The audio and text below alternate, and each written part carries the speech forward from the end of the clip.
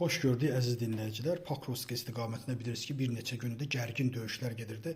Demək olar ki, soyqırım yaşanırdı orada və Rusiya tərəfi və Rusiyanın ruporları da bildirirlər ki, artıq Pokrovsk alındı.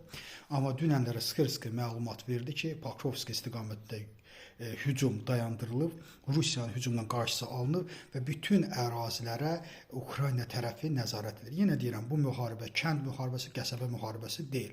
Amma Rusiyanın 15 aydan çoxdur ki, mübarizə apardı Pokrovsk istiqamətində, yenə də öz istəyinə çata bilmədi.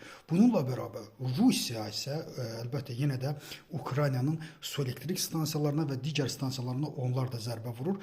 Dünənlər isə Ukrayna ən vacib olan Tuapse limanında yerləşən hərbi sursat anbarına böyük zərbə vurmayla oranı məhv etdi. İkinci bir məsələ, Rusiyanın daxilində keçirilən bir səs sorğu nəticəsində ilk dəfə olaraq Rusiyada artıq 50%-dən çox insanın müharibə onu bezdirdiyinin nəticəsinə gəlir. Mən sizə məlumat verim ki, müharibə başlayanda müəyyən mənada Putinin tərəfdarları çox idi, müharibənin tərəfdarları çox idi, Putin kimi düşünən o faşist zehniyyətli insanlar çox idi, amma bugün artıq 4 ilə yaxınlaşan müharibə Rus xalqını da dərindən sarsıdıb və Rus xalqı da 50%-dən çoxu, respondentlərin 50%-dən çoxu müharibədən bezdiyinin qənaətinə gəlib. Təşəkkürüm də sizə görə.